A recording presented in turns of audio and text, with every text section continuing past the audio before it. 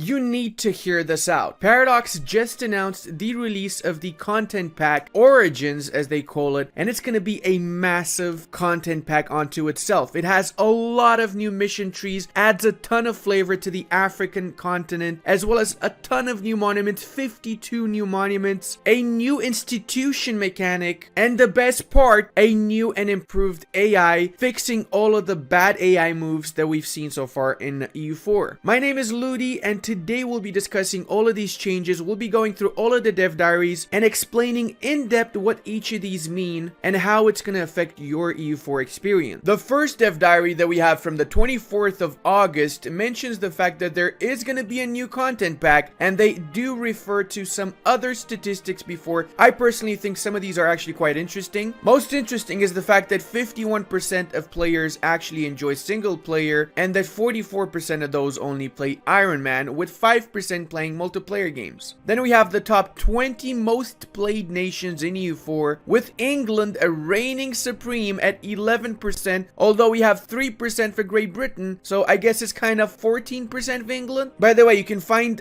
guides for all of these nations on my channel. You have some links to these in the comment section below and in the description. Then we get the top 10 most popular mods that include a lot of localization mods, surprisingly, so clearly they need to add localization for these languages whenever EU5 is coming out. And they talk about the state of the game, admit how Leviathan started wasn't really the best, but look at this, guys. We need to give them credit where credit is due. They managed to fix 2,117 bugs since the new team has been assigned in Tinto. They say there are still 500 open bugs that they are working on, and they will likely fix them by 1.32 release. And most importantly, they mention what their vision is for EU4 coming up after the next update. They will not release any more province changes or massive mechanic changes. They will basically focus on missions, graphics, and music, and fix the code, as well as add more quality of life improvements and balancing and improving the AI. This is great. This honestly right here deserves a massive applause from all of us, because EU4 is right now probably in the best state it ever was in. If they fix the AI, improve the AI, and fix the bugs that are left, as well as add quality of life and missions and other flavor, then this game is going to be the best game of all time, although it probably already has that title. No bias. On the 7th of December, they released the first nation that will be completely revamped in 1.32, and that is of course Mali. Mali apparently will start in a disaster similarly to what Majapahit has in 1.31, and you will have to navigate your way through this disaster essentially via the mission tree that you have, and there are some highlights from these missions that actually are insane. First off, the Great Mosque of Jenne, which is a monument that we have right now, is going to be upgraded by 1. That means if this is at level 2, you can upgrade it to level 3 via this mission, thus saving 5,000 ducats. Another good mission is the fact that you can change your capital to Timbuktu, which does historically make sense because it was one of the biggest cities in Africa at the time, making the connection between the Sahel region and the European parts, or the North African parts afterwards, the European parts. It also gives you the decision to colonize the province of Tuat, that is the small uncolonized bit between Morocco and Timbuktu. You can also gain Songhai as an accepted culture by conquering them. You get a special privilege only available to Mali as well, controlled gold mining. Essentially, every gold province will receive minus 10% production efficiency, but they don't cause inflation and can no longer deplete. This is ridiculously overpowered. Let me put this into perspective. You change your capital to a gold province, you concentrate and you pillage up until your province gets up to 50 development. Let's say 20 of that is production. 20 production development in the early game means 13 ducats flat that you would be getting from that one province. Some other interesting events and missions, of course, and the most insane one of them all is influx of Mali gold, where Mali historically flooded the European markets with cheap gold, I guess you could call it. What this does is it absolutely takes away all income from your gold mines. It costs 15,000 ducats, but it gives 1.5 inflation per percentage of trade income in relation to total income. What does that mean? It means this: all European trade powers are gonna get pretty much 100 inflation. This is gonna kill them. This is gonna actually cost them so much to get rid of this inflation. It's insane. For multiplayer games, this is a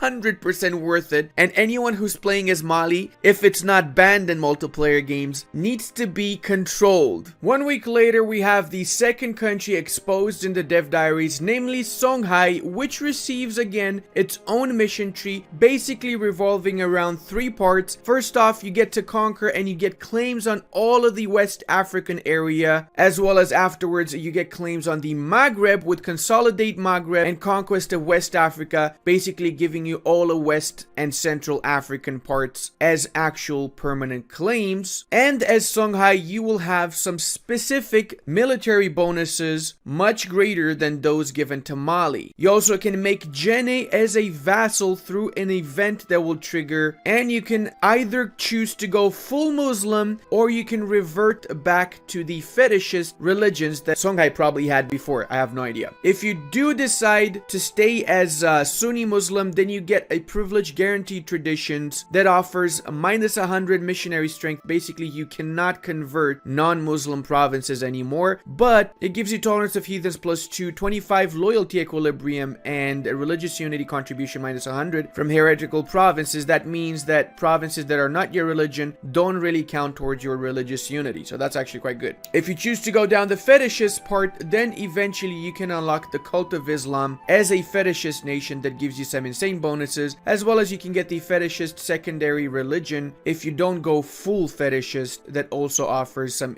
decent bonuses. They also revamped the previously mentioned privilege for Mali, where now you get 75% reduction in gold inflation. Now you still have a chance that your gold mines is going to get depleted, and you do get a little bit of inflation, but really not that much. I think this should be -20%, not -75%. This is a little bit of an overkill, but that's just my opinion. I don't know. They also show off 3 more missions added for Mali, revolving around the travels of Abu Bakr, who allegedly managed to get to the New World and maybe establish a colony. You never know. Maybe he died in the sea. Who knows? It also gives us another insight into Mali's pilgrimage for their king, which offers permanent modifiers and even some more events that Mali can get when interacting with West African countries. Johan also released on the same day an addendum to that, who mentions that there's going to be 3 more major regions of the world that will get content packs. That is amazing. That means aside from the African part, we're going to get 2 more parts. Fingers crossed it's Scandinavia, one of them. And the third one, I don't know which one, but I'm super happy to see that at least 3 more content packs we're going to get eventually for EU4. However, he does say that they will not be adding to the map, as it's going to create a bigger and bigger imbalance. I agree with that. On the 21st of September, they released another interesting dev diary, and probably my personal favorite right here. They have 2 new mission trees. One of them is for the nation of Ajuran, with its very own Mamluk units, basically a special mercenary unit, Ottoman Alliance, and many others. Some of these are actually explained. Some of them are permanent bonuses. Some of them are mercenary companies. The highlights are the fact that Ajuran's basically a trade nation of sorts and a maritime one, so you definitely get some insights into that via the new events that they get and missions. But most importantly, you can now form the nation of Somalia. I don't know why they went with Somalia the same color as Ethiopia, and I am guessing that they're gonna change that color before the release, but it's kind of weird to watch this picture right here, because I cannot really tell the difference between these 2 countries. They also showed these Somalian ideas in a later dev diary, but honestly they're not that impressive, albeit compared to Ajuran's ideas, they're slightly better. One major fact about Ajuran is the fact they get a special privilege also, such as the Mali nation. Basically, hydraulic rights is going to give them reduced development cost caused by terrain type of every owned province, that is desert, coastal desert, steppes, or savanna, by 50%. So that means you can actually play tall as Somalia by developing these types of terrains. They also have released a new mission tree for Ethiopia, and this is honestly amazing. I have an Ethiopia video. If you haven't checked it, check it out. I'll leave a link to that as well in the description. And this country is amazing as it is. With the new mission tree, it's going to be insane. Not only does it have a mission tree, it also has a starting unique government reform that can be eventually upgraded to the Solomonic Empire, that is an empire rank, obviously, tier 1 government reform. And both this and the initial reform essentially give you access to the Kawa or Chawa, I don't know how to pronounce it, special units. They also get some other bonuses, but the Chawa units are the main focus focus here. They also start off now with a decentralized state until the end of the game. You get rid of this actually eventually, so it's not until the end of the game. That gives monthly autonomy change. That's actually pretty bad of a debuff. But after you change your capital, you can actually do the opposite. You get autonomy change reduction, as well as prosperity and devastation reduction. Once you establish a permanent capital, that is when you get tier 1 Solomonic Empire, and you get rid of the starting debuff essentially. Whenever you go to war with Adal, both you and Adal can receive some special mercenary units. Adal can get some Ottoman Janissary mercenaries, and you can get support from the Portuguese in the form of a Portuguese Musketeers mercenary company, as well as army tradition and army professionalism. Next up, we see what the Kawa regiments look right now, +5 discipline and reinforcement costs. Later on, they change this, and as you can see, the current form is basically they get attrition reduction, reinforcement speed, and shock damage reduction. With 2 upgrades, they can get upgraded into Peacekeepers or Conquerors. Conquerors getting 2.5 discipline, so not 5% anymore. And Peacekeepers get land maintenance modifier and rebel suppression efficiency. That's actually good, but I still think Kawa Conquistadors are going to be the best one. They also made some changes to the Songhai missions, making it cheaper to enact some of the missions compared to how much it cost before. On the 28th of September, they addressed the big elephant in the room, as they call it, which is namely the concentrate development issue, basically where you can have 1,000 development in one province from concentrating development and pillaging capitals. They've changed it, and now in 1.32, the way that it works is basically it's similar to the race function, where you take a certain amount of development from the targeted province, and that gets converted into monarch points. And then based on how much it costs to develop provinces in your capital province, and from how many monarch points you got from the race province, then you can get some development in the capital. In the early game, this actually is a massive debuff. So for example, if you raise a 30 development province, you might get 3 or 4 development in your capital state. If you raise a 15 development, you might get 1 development in your capital state. They also improved the Curia powers. You now can get 10% land morale, which makes Catholic a more decent multiplayer religion, I guess. Cheaper annexation cost and improved relations, which are good for single player games. They've also tweaked the natives a little bit. Essentially, whenever you're migrating into not owned tribal land, you have a cooldown before you can migrate into other tribal lands afterwards. That means that it's going to get harder for you to grow your development in 1.32 as a native. It still doesn't address the big issue, which is the 3 current exploits for natives that I've shown one of in my Cherokee guide, and the other 2 coming soon. There's a few institution changes as well. Essentially, now institutions will affect from the moment that the institution has spawned. Everybody in the world that has not adopted that institution gets a 50% debuff. Now, this 50% debuff goes down as the years have passed. So that means getting Tech 4 is going to be 50% more expensive if you don't have Renaissance, but getting Tech 7, even if you don't have Renaissance, is probably going to be 10% more expensive. And the same goes with each other institution that arrives, essentially. I have to say, this is not such a bad thing. I don't know what they meant by an institution spawning is now a good thing, because an institution spawning was always a good thing, but okay. And the last part of this dev diary is the AI improvements. They talk about this extensively. They talk about how some of the code for EU4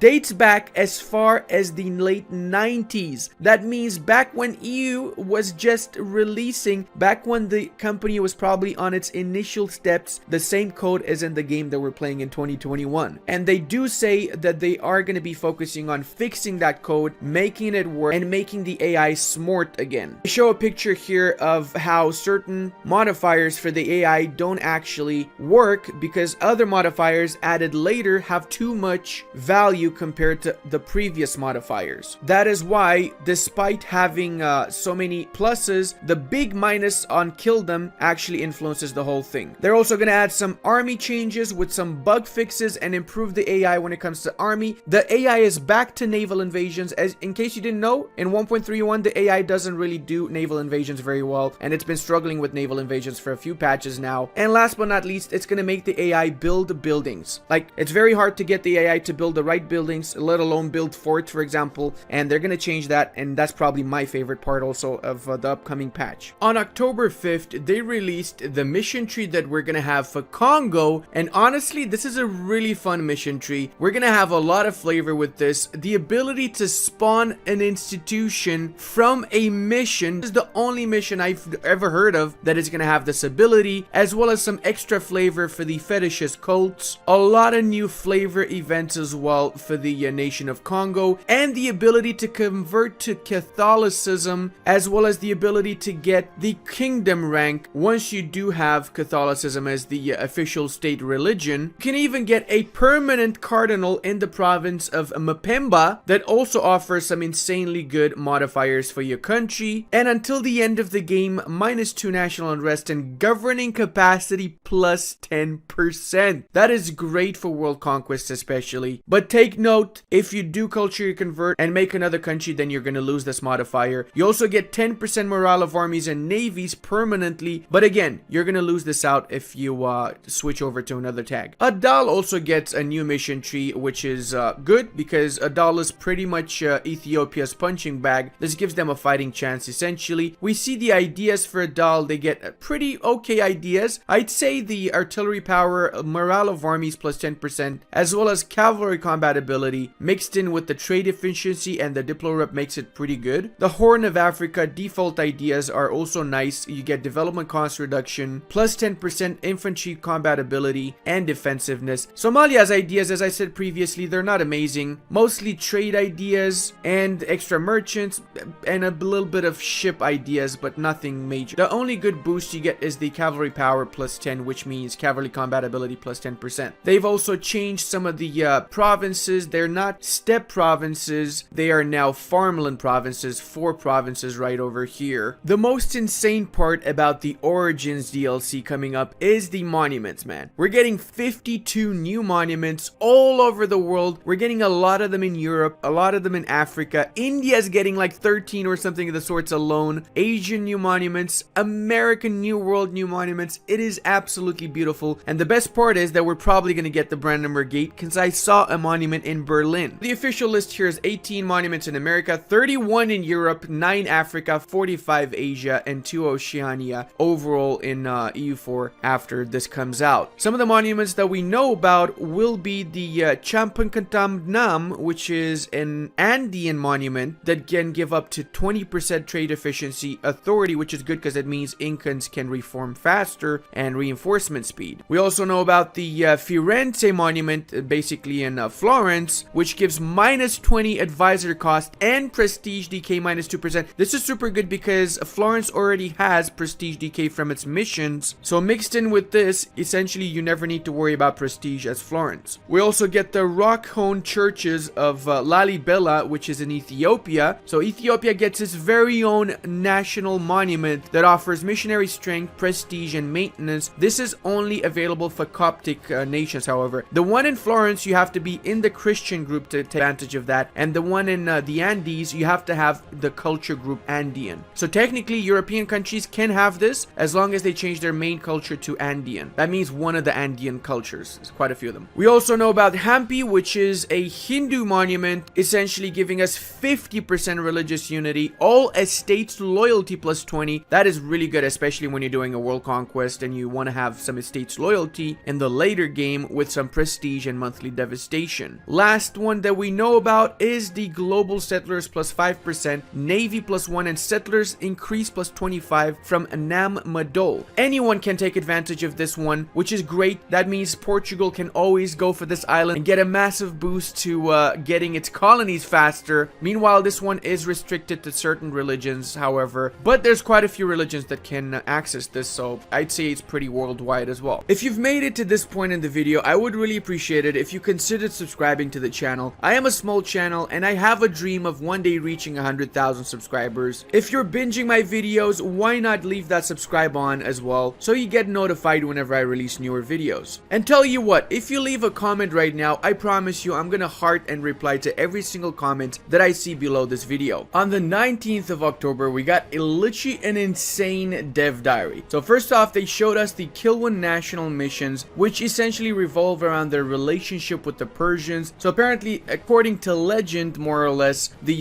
founding members of the Kilwan Sultanate that are descended from the Persian Emir Al-Hassan of Shiraz. So whoever owned Shiraz at the start, that would be Fars, you're gonna get some relations with them, and eventually you can even get +1 Diplo relations until the end of the game, as well as be able to convert your religion to Shia via one of these missions. Now, you also can get a permanent claim on the entirety of the Persian region from the missions, depending on what choices you're going for here. We also get some new national ideas for Kilwa that include a range and trade range increase, which means they can definitely be a great colonial power as well as a trade power. You get idea cost reduction and dev cost reduction -10 with 1 extra merchant. Mutapa also gets a brand new mission tree with a unique mechanic added to Mutapa and Zimbabwe that includes getting development every time you build a particular building. Once you form Zimbabwe, you get new national ideas as well as a super cool map color that is a ridiculously yellow. Zimbabwe's ideas are quite great economically speaking. You get 20% trade efficiency with 15% production efficiency and 10% global tax modifier, as well as trade goods produced +10 and a reduced cost for building -15, as well as land morale 15% and defensiveness 25% increase. We can now also spawn the nation of Zulu after we manage to get admin tech 15 or later on as the years progress via various events. Zulu's ideas are probably better than Prussia's ideas from certain perspectives. You get discipline +5, land force limit +25, army tradition from battles +1, manpower recovery speed +20%, as well as infantry combat ability +10% and shock damage +10, reduction in core creation cost and years of nationalism -3, morale of armies 15%, governing capacity +10%, and diplo-vassalization acceptance +10, which is massive. Basically, it means you can diplo-vassalize nations a lot faster. Once you spawn in Zulu, you get the option of playing as them, so if you want to take advantage of these insane ideas, this would be your chance. The interlacostine countries get the formable nation of Kitara, probably the least flavorable area of EU4 right now, does get a pretty good tag to form. Kitara's ideas also include infantry combat ability +10 and manpower recovery, discipline +5 and build cost -10%, core creation -15, and culture conversion cost -25%. To put this into perspective, this culture conversion cost mixed in with Hussite, religious, and influence from the very beginning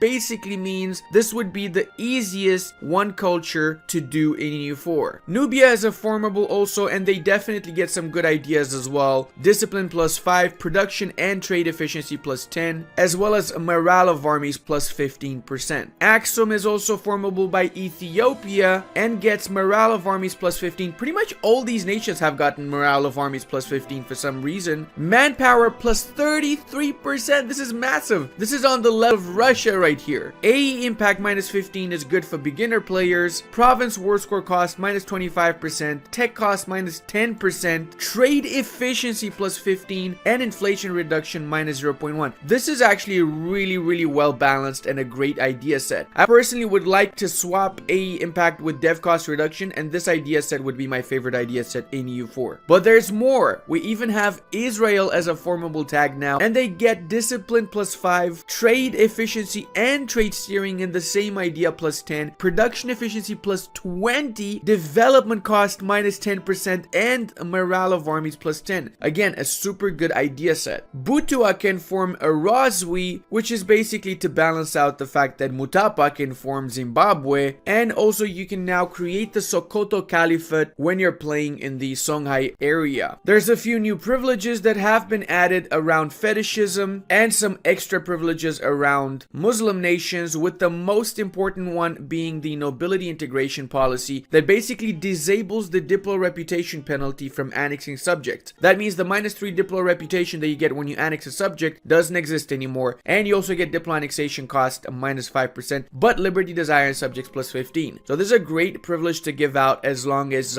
you have a strong enough army and can hold your subjects in check. I'm thinking to do another video on some unreleased information that I've come across regarding EU5 that I think some of you might enjoy. So if you want to see that, let's say 6,000 likes and we can do that video in similar style to this one. I also want to invite you guys to check out my Twitch channel. I do almost daily live streams over there, and I'm always happy to see new faces coming taking over from YouTube. And hey, if you enjoyed this video, why not subscribe? It would help out the channel so much, and it would make it easier for you to see my videos whenever I release them. So see you guys in the next one. And I want to give a very big thank you to all of my channel members, Patreon members, as well as my Twitch supporters. I really wouldn't be able to do this without all of your support. You guys are absolutely amazing.